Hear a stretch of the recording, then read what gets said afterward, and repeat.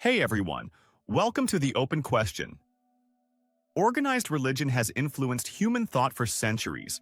It shapes cultural norms, moral guidelines, and views of the world. Yet many groups within these institutions sometimes employ reasoning that does not hold up under careful scrutiny. Here are 10 recurring logical fallacies that appear in religious discourse. The goal is to unpack them in simple terms and highlight the problems they pose. Let's get started. Number 10. Appeal to authority. A common tactic used by religion is to claim legitimacy based on sacred texts or religious leaders. This becomes a problem when people accept an idea solely because a particular text or figure says it is true. For example, if a text says the universe is 6,000 years old, some might believe it without further question. However, this is not an actual argument. It is merely referencing an authority whose validity remains unexamined. It is like believing a historical figure never made mistakes simply because of their status. Real authority is earned through evidence and consistent results, not just a title or a revered position. Number 9. Straw man. Sometimes critics of alternate views are misrepresented to make them easier to dismiss. If someone asks for scientific explanations behind a religious claim, a response might be, "You just want to destroy faith in everything." That misrepresents the request for evidence. By exaggerating or distorting someone's position, it allows a speaker to attack a weaker version. This avoids addressing the person's real argument, the request for evidence or a rational foundation. Labeling someone as anti-spiritual or close-minded, just for requesting facts, misses the actual point of contention. Number 8. False dilemma. A frequent trap is forcing people to choose between two extreme positions, ignoring the complexity in between. It can be something like, either you follow this religion or you have no moral code. Reality is more nuanced.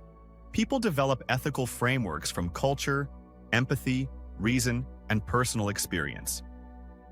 Presenting it as a strict either-or is an oversimplification that can lead to people feeling pressured to pick an oversimplified stance. This tactic places a sense of urgency in decision-making without considering a range of alternatives or perspectives. Number 7. Circular reasoning. Some religious arguments assert that certain scriptures are true because they come from a divine source, and that the divine source is legitimate because the scripture says so. This loops back on itself.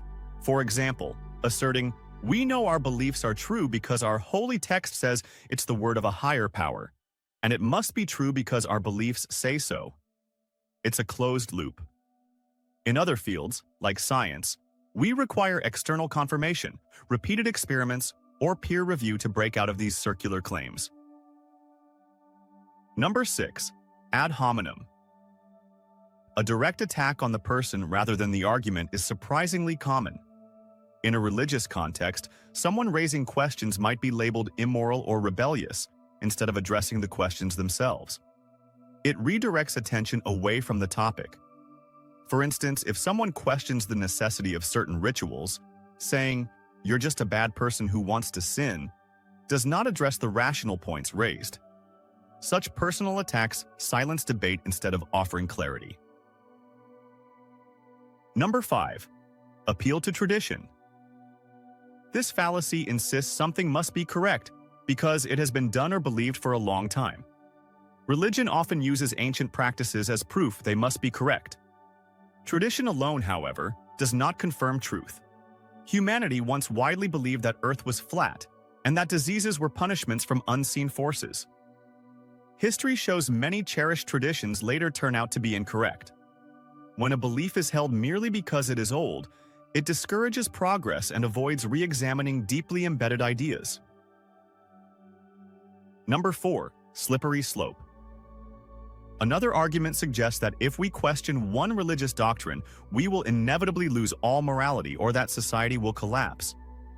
If we let people question literal interpretations of texts, no one will have any moral code.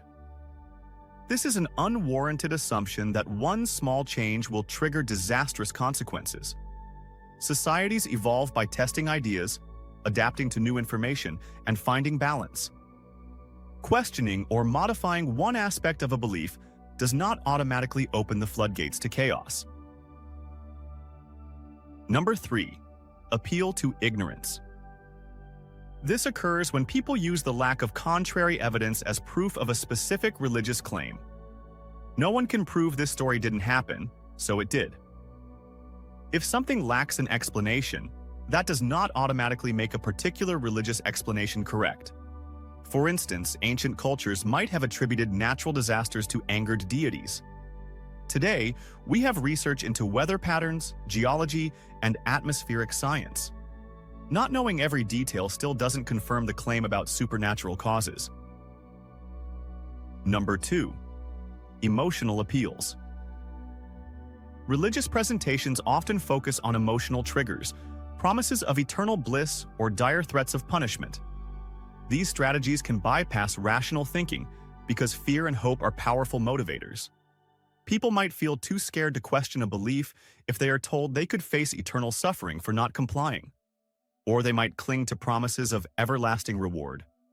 While emotions guide us in many ways, they are not evidence of truth. Emotional pressure can discourage honest reflection and inquiry. Number 1. Non sequitur. In many speeches or sermons, the conclusion does not logically follow from the premises. For example, if you feel overwhelmed by life's challenges, it means you need to accept these teachings. Feeling overwhelmed does not necessarily point to one particular worldview. Different life challenges can have psychological, social, or personal roots. A non sequitur is when the solution presented does not follow logically from the condition described.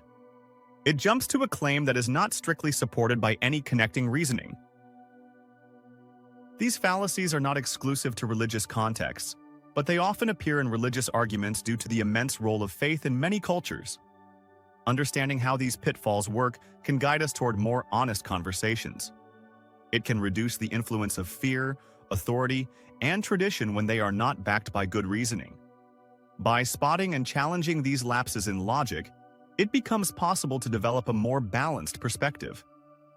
Whether people remain within a religious framework or move away from it, recognizing flawed arguments is a vital step toward forming well-grounded views. That's a wrap on these logical pitfalls. Hopefully, this look at some questionable reasoning has sparked new ideas and encouraged you to think more critically. If you enjoyed this breakdown or found it helpful, consider subscribing so you won't miss future videos. Let me know in the comments if you'd like to see a part 2 exploring more examples or questions around this subject. Your feedback helps shape what comes next, and I appreciate every suggestion. Thanks for watching, and I